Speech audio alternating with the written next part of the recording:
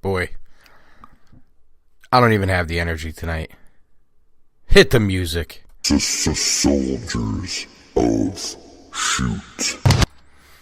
All right. What's up? Captain of Swag, SOS, YouTube channel. Like, subscribe. Check us out on Twitter at Soldiers of Shoot. Check me out on Twitter at AC Cooldown. And the rest of the gang on Twitter at Blading for Truth, at DJ Stames, and at Steamtown Stunna with an A, not an R. Smackdown Live on the road to Fastlane.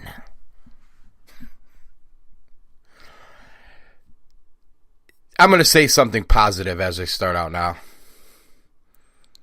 I am grateful that Smackdown Live is 2 hours and not 3 hours. I don't know if I could have made it. So I'm very positive about the fact that this 2 hour show was only 2 hours. Can I find anything else that's positive? Nope, so I'll just get it to the negative. Degrees of bad rating. Keep listening. I'll get there. They opened the show with the contract signing. And I'm not a big fan of these contract signings. These dopey, played out contract signings. They're almost always the same thing. And I guess you know what? I could find something positive. They threw a curveball at this contract signing. Not a good one. They threw a unexplainable curveball. And I've already seen some things online like, oh, this is great. This is going to give Kofi his WrestleMania moment. I mean, that's a lot of optimism. If I wasn't confused in spots last night, I sure as hell am tonight. Could someone explain to me why Stephanie McMahon is on SmackDown? I mean, maybe I missed something. I was in and out, didn't watch for a period of time. Parachuted in on SmackDown a little bit here or there. Did I miss something? Actually, my overall question, is SmackDown actually a different brand?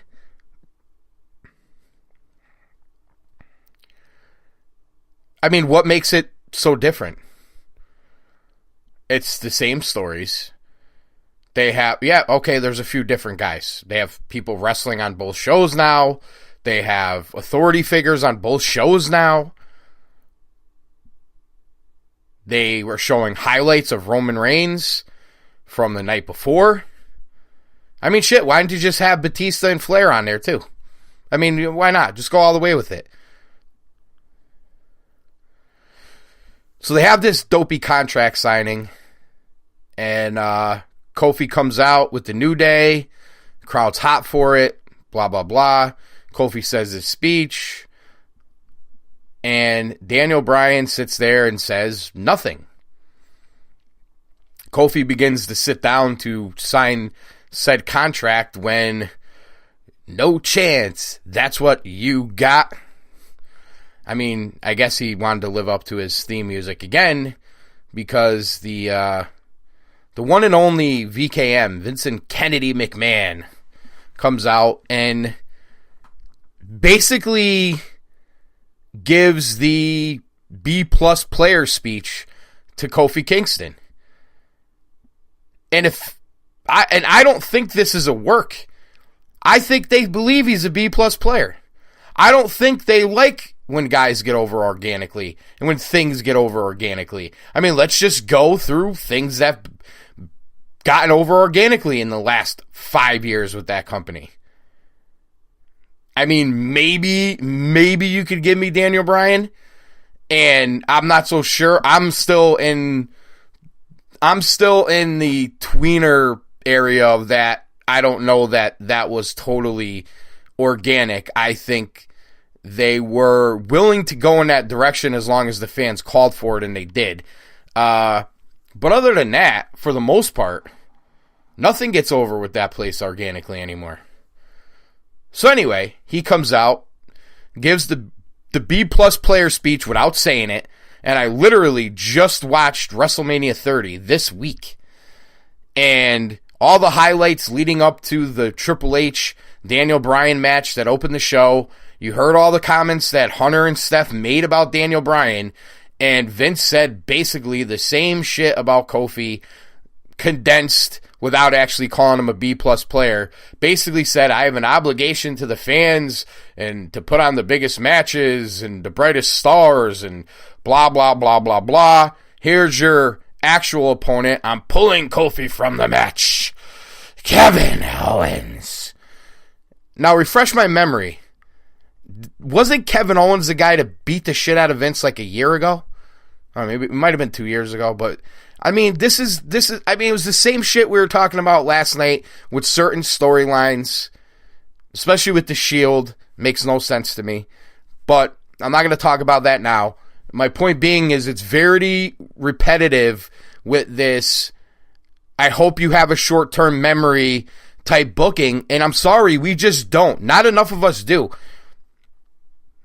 Those other 2 million people that will watch your show religiously no matter what you do, which that number is probably dwindling anyway, might be okay with this nonsense, but there's a lot of people out there that aren't. Can you tell a freaking story? And when something happened, I mean, they had 2 ready-made, universally over, organically over WrestleMania programs that they could be telling stories with right now that people would be invested in, preparing for WrestleMania, yet you have neither of them because they have these dopey pay-per-views in the middle of WrestleMania season. And that's the only explanation I could possibly come up with for what they are doing here. And do I think they are trying to get to the point where Kofi now gets a WrestleMania moment? I don't believe that for a second. Why would I? Why would any of you? Use your noodles out there. It's not going to happen. If it happens, I will gladly say I'm wrong, and I will happily say I'm wrong. I got to see it. So Kevin Owens is now in the title match with Daniel Bryan at Fastlane. Okay. And I like Kevin Owens. This is not about him. It's a weird spot for him. It's a weird spot for Kofi. It's a weird spot having Stephanie and Shane in the ring. I was texting with the great SOS member, the leader, Hollywood Edwards, one of the founders of the Soldiers of Shoot. And he was saying, is this Vince's on-screen character doing all this crazy things, or is this actually Vince McMahon doing all this crazy things and portraying it on TV? And I really don't have an answer to that question. I think where he's getting at is Vince in some way going to make himself seem delusional and over the hill on screen to write himself off of the screen? My only question of that would be, he just recently put himself back on screen. If that makes any sense. Clearly it doesn't, because you're dealing with the WWE.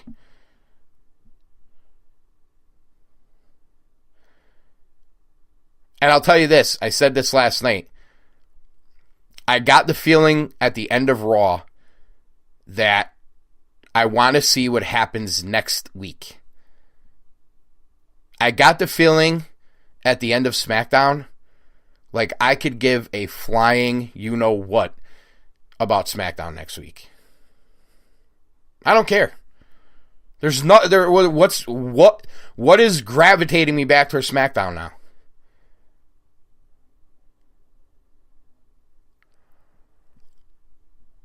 After the commercial, they come back with this backstage segment.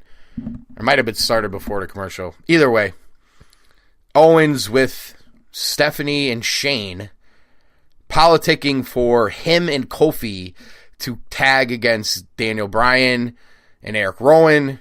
Basically said they would take it under advisement.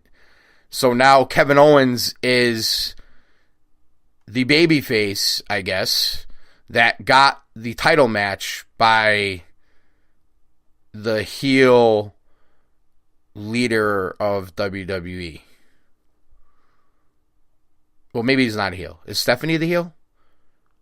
I don't think Shane's a heel, right? No, Shane's over, right? So Vince has got to be the heel, right? So Vince took the heel, took the babyface, and put him in the match.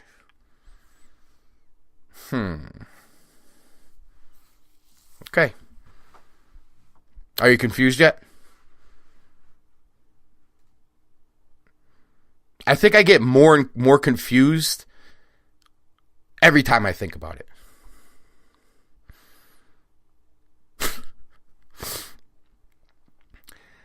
Okay, so now we go to a tag title. Oh, I'm sorry. The tag titles were not on TV tonight. I forgot.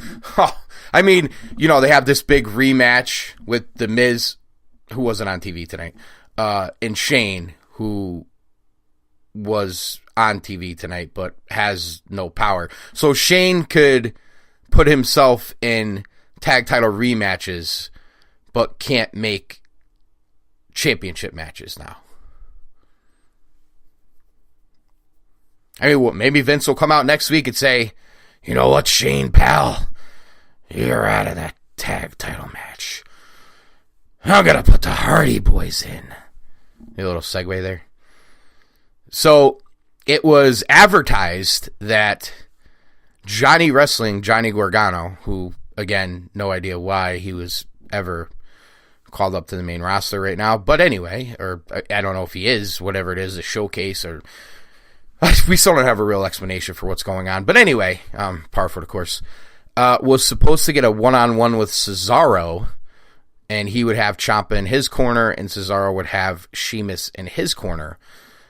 That match did not happen, and they were not seen on SmackDown, presumably because the spoilers are out there for what actually is going to happen in NXT. And if you care to look those up, you can. I'm not going to waste my time on it here because it has no bearing on SmackDown. Anyway, so the tag match was the Hardy Boys. Now, last I can remember, Woken Matt Hardy was on Raw. That's the last I could remember. I might have missed something in between now and then. But now he's on SmackDown tagging with his brother as the Hardy Boys again. Interesting. So he comes out and does the Matt Hardy thing, but also the Delete thing. Are you confused yet? I'm wondering. So is he woken? Is he broken? Or is he just Matt Hardy? Either way, Hardy Boys go over. I'll have to admit there was a decent crowd reaction to this. I don't know where it goes from here. I mean, how would you know? And yeah, so there you go. We got a tag match. Yay.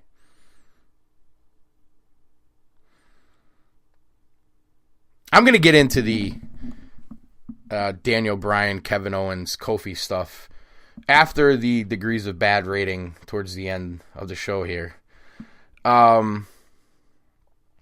So yeah, they went from there to after the tag match. Hardys did win pinfall. Swanton, Jeff pinned Sheamus. We get a excuse me, I'm actually looking here because I didn't want to miss anything. We get R-Truth sighting, the great United States champion. And I got to say, you know, he's walking out to the ring and the announce team is talking about how he's going to bring the U.S. title back to new heights. Bring it back as a major title in WWE. Now, how many times have we heard this exact thing said about the U.S. champion and the Intercontinental champion? It doesn't matter if it's Cena. It doesn't matter if it's Rollins. It doesn't matter if it's Ambrose. It doesn't matter if it's Finn Balor or Bobby Lashley or now R-Truth. It's always, this is the guy that's going to bring this title back to prominence, yet he hasn't been seen on TV with that title in a month. He comes out with Carmella, who I love, by the way. She's in the top 5 of the Captain of Swag Divas rating, or, I'm sorry, Women's Division rating. Excuse me. They're not divas. Smoke Show Women's Wrestler rating. We'll do that at some point. Not tonight. We'll do it another night. Well, he was out with Carmella, and apparently is a lifelong John Cena fan. Who knew? R-Truth is a lifelong John Cena fan, and he wants to follow in the footsteps of his hero, John Cena, and have the U.S. title open challenge. I gotta tell you, I hope Dewey wrote that. Dewey, fantastic job if that was you. So before we get a challenger, they're gonna do some 7-minute dance thing that him and Carmella do that I gotta tell you, it really made the show entertaining. It really did. That 7 seconds of dancing, boy, we needed that on this show. I mean, the crowd was out of their seats. Babies, moms, toddlers. Becky Lynch was going to actually come into the arena, but she got so entertained by that segment, she started dancing too. Anyway, Andrade Cien Almas comes out, but before he can now make it to the ring, we hear Booyaka Booyaka 619, and here comes Rey Mysterio. So obviously, anybody with a brain who's watched wrestling for a while can tell we're going to have a triple threat match. So R-Truth grabs the mic and starts talking about, what would my hero John Cena do? And Carmella says, you know what John Cena would do? He would face both of them. And then R-Truth kind of fakes it like he's not going to face either one, and then says he will take on both challengers. And it was kind of a short match. Long story short, R-Truth pins Mysterio from behind and gets the win, sneaks away. Andrade goes to go after Mysterio. Mysterio reverses. Is going to go for a 619. Andrade falls out of the ring. And yeah, so you got that. So, I mean, we're going to have a big program here for the United States title with Andrade Cien Almas, Rey Mysterio, and R-Truth. R-Truth's still the champion. I can't wait to turn it on to see where that goes a month from now when they all make it back on TV. Okay, so we'll move on from there. And if you aren't detecting sarcasm, there's a lot there. Okay, just so you know. Thank you. Not everybody picks up on that, but in case you're wondering, lots of sarcasm. Okay, so we come back from commercial, and we have Charlotte Flair. I mean, the apple fell very far from the tree when Charlotte Flair has a mic in her hand. In my opinion, I've never been the biggest Charlotte fan. I'm never going to be. And I hate that she's in this program, but she is. So she's basically answering what Ronda did on Raw Monday night. Again, different brands. I mean, maybe it's me. It's okay that different brands are now have these crossover programs, because it's really great to build toward WrestleMania on both shows. Really great. Basically saying she would never put the title down. She would face all comers. They showed a clip of Ronda from November. Again, another one. I don't know why they show why Ronda is talking in all these spots, but she is. So basically, the only useful information that comes out of this promo that Charlotte cut was she is now asking VKM to crown her champion on Raw on Monday. On Raw. So the Smackdown women's star wants to be crowned Raw champion on Monday by Vince McMahon. I've done a pretty good job of not screaming tonight, because I want to just go ballistic, but I actually want to talk about this stuff without yelling, because I think sometimes yelling turns people off. So we'll just use sarcasm as our assault weapon for this evening. Okay, so again, the Raw women's or the SmackDown women's star would love to become Raw women's champion by default on Monday. I'm telling you right now, if they reverse what I suggested booking last night with Becky versus Flair for the right to fight Ronda in the main event of WrestleMania, which right now isn't really a main event for me anymore, but it may just be the main event, and they put that strap on Flair, and they do Ronda versus Becky for the right to fight Flair, I actually might scream. But we'll move on. So there was I missed the backstage segment earlier in the show with Ricochet and Aleister Black being confronted by Lana, who doesn't really have that Russian accent as much anymore. I don't know. Maybe she's been Americanized these last few years, something like that, I guess. So anyway, they have a backstage segment. I don't like Ricochet in these talking spots. Aleister Black was okay. But this whole his tattoos tell his life story thing, I don't know that. I just don't know if that's going to get over with a lot of people. He uses it. The announcers use it. All right, we'll see. So anyway, they have a match with Rusev and Shinsuke Nakamura. You remember Rusev? Yeah. Rusev Day? Yeah. One of those organic things? Okay, yeah. So Rusev and Shinsuke, who fought on the pre-show of the Royal Rumble for the United States Championship. Oh, yeah. And then both lost to R-Truth the following Tuesday. Yeah, those guys, right. They're a tag team tonight against Ricochet and Aleister Black, who defeated the Raw Tag Team Champions on the other show last night, as they brought up. Lana was basically saying that, who are you guys? You don't belong here. You're not worthy. Da-da-da-da.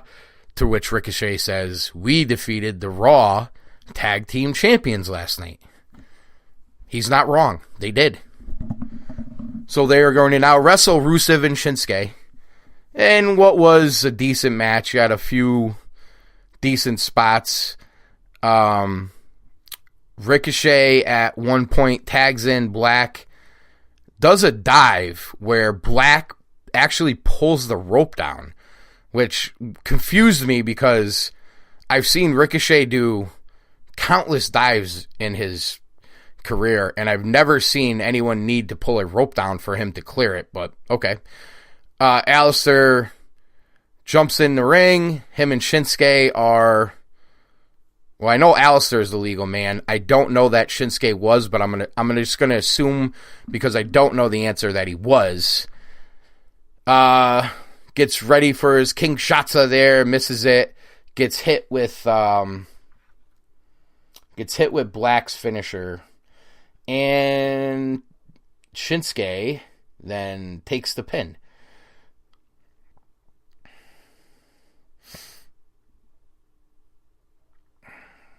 We're over here. Yes, he did.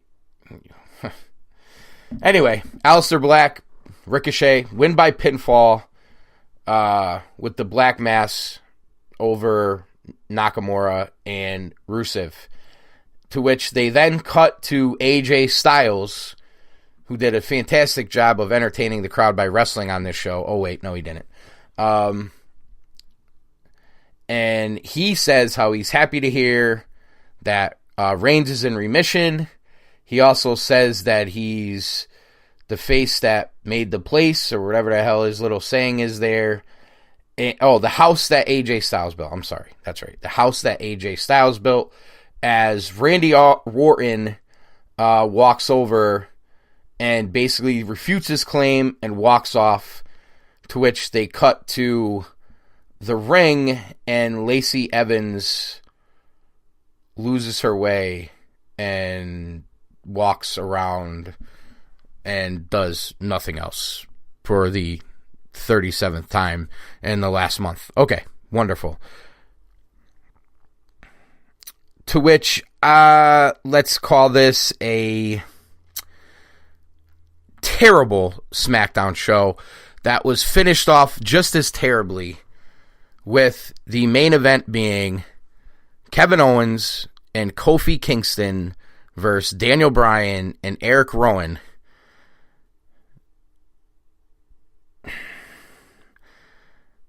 Nothing in this match really worthy to talk about. My question is, in reality, and I understand it's wrestling, I get it, it's scripted, it's predetermined, it's fake, whatever word you like to use for pro wrestling. But can it at some point be logical? Think about this for a second. This man you are now tagging with was just handed your shot at the title. You're Kofi Kingston. 11 years in WWE. 11 years waiting for this championship moment. And the guy who gets handed it to him, who's been away for who knows how long, gets handed your title shot. You're told that he's a bigger star than you. He's a bigger draw than you.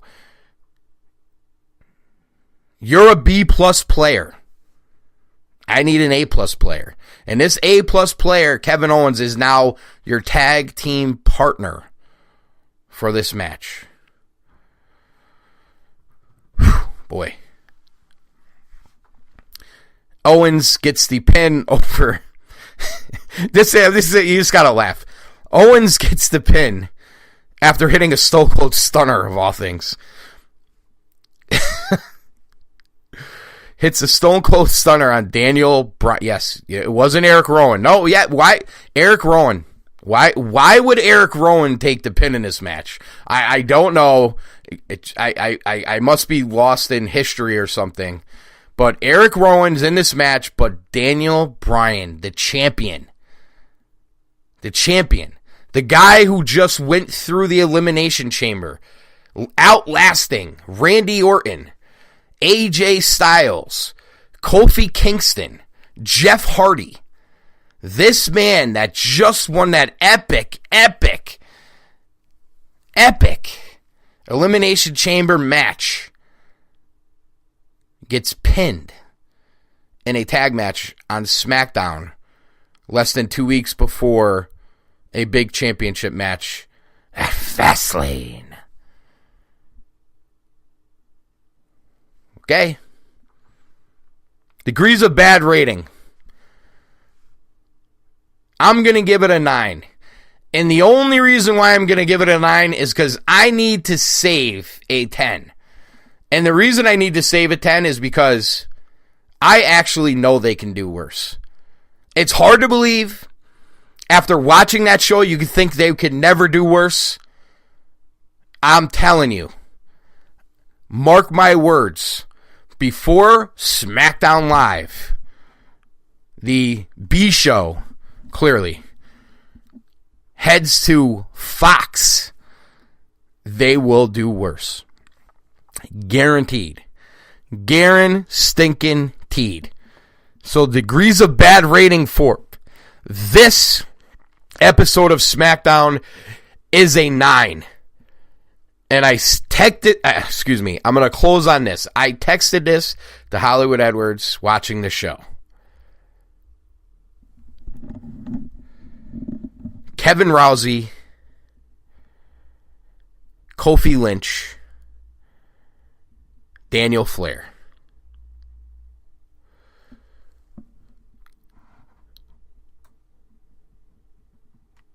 Think about it for a second.